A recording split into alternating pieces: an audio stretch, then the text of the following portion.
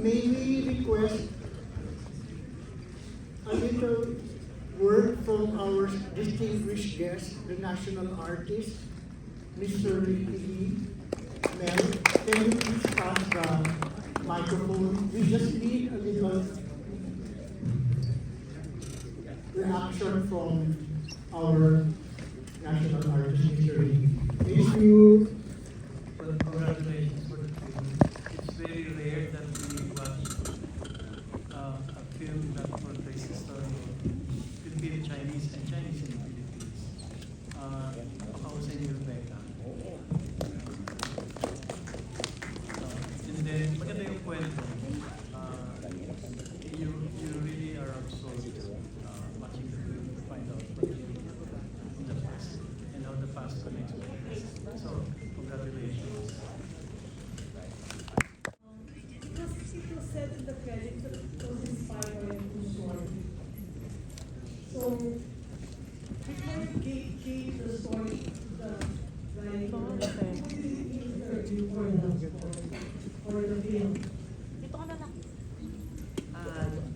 This film is somewhat autobiographical.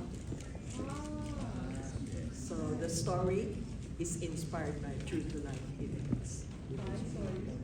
The story is inspired by true-to-life events.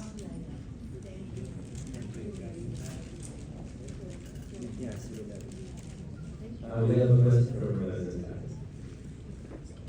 Yes, first, congratulations sa inyo lahat. My question is, film is going to be shown on the 22nd, like theaters. So how do you feel that finally it will be shown commercially?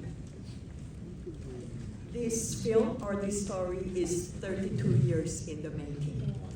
When my own father wrote his last will and testament. And it took me 50 years of acting lessons, my study at UP, to prepare me for this role. So it's sentimental for me. Other cast is so easy to sir, kasi kakatapos na ng film festival. So, what are your expectations sa showing nyo sa cinemas on the 27th? Actually, I'm not expecting much, but I just hope that this movie will be like a message to everyone out there who's going to watch it. Na may makuha silang something, may ma-realize silang something, na may ganun pala, even in right now. I think for me, I'm just really hoping that people can come out and support Her Locked. I think this movie, as you all have seen, is somewhat like a love letter to the community. And I hope, there's so many stories about family and love and truth and empowerment, and there's something for everyone. And at the heart of it, you have the fighting spirit of a woman like Miss Rebecca, who, as she said just now, for 32 years, 50 years, just to be able for this film to come up here. And I hope you can all spread the word and support natin yung film na to. Thank you. Sir Marcos, ang napaka-abras naman. Magandang gabi po sa atin lahat. It's a big shoe to fill in after the film fest sa 22nd. Pero the beauty of it now is with social media, tulad nga sinabi ni Boo, baka pwede natin i-spread. And I think naman I, together with the other cast, have experienced something na close to our hearts na iba talaga ang pamilya, dugo sa dugo. At kung maihahatid natin yung mensaheng yun sa masa, magandang ipasa natin di ba? Hindi na yung, okay, may mga comedy tayo dyan, meron tayong mga action. Pero sa hirap ng buhay ngayon, maganda rin kasi pagsama-sama natin ang pamilya. Yun lang. Salamat. Thank you. when we were brainstorming the storyline, it was during the pandemic. So we had to develop the story, the screenplay, via Zoom. And during the photo shoot and the camera and the principal photography, my husband was diagnosed with illness. And on the last day shoot, I had to rush him to the hospital.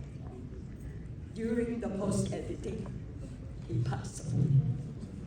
So this is a very sentimental film for me because of the roller coaster ride. Thank you po and congratulations.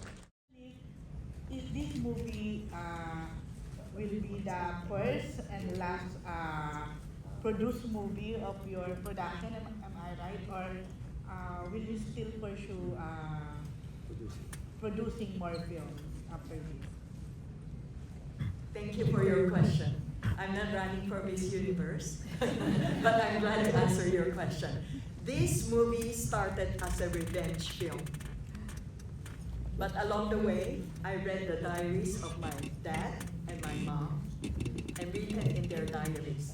There were 32 years of diaries, and written on the diary is the Bible verse, mercy and compassion from Exodus.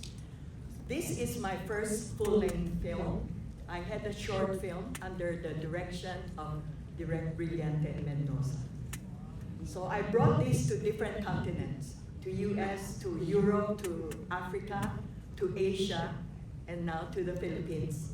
I have already the synopsis of Her Lockett too. But I need you to spread the word so that during the commercial run, there will be more people to come and we can have more ticket sales so that I can produce Her Lockett too. Thank you. Good luck with that.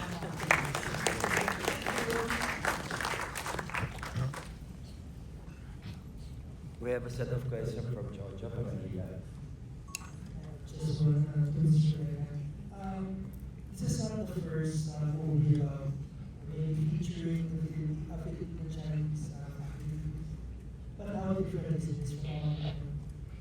Yes, I appeared in Manopo 3 and then in Manopo 7 as the mother of Richard Yap. And along the way, I saw how Mother Lily and Rosel Monteverde worked, and I was inspired by them to produce my own movie, but blending the two cultures, Filipino and Chinese cultures. I brought this to many different parts of the world. Next will be Hong Kong. I hope people will appreciate. This is a small film, but we want to impart more messages to our kababayan. The Filipino communities in US and Europe are very warm. They are homesick. And in Africa, the young girls would just hug me and take selfies with me or autograph. I am not as famous as national artist Ricky Lee, but they appreciate the message and the film. Thank you. Is that you wish it will be more appreciated here at this point? I'd like to, because after the Sinag Maynila run, wherein we won 8 awards, there were some press people who asked me if I'm ready with Her Lockett too. I am ready, but I need your support. And then the very least, deserves appreciation. So, thank you. Thank you, Jojo. We're down to the last question from Hannah of Inquirer. Hello, everyone. Congratulations. So this film is very special to the Filipino-Chinese community. So what do you want the Filipinos and even the people who will see this television to know about the Filipino-Chinese community once see this?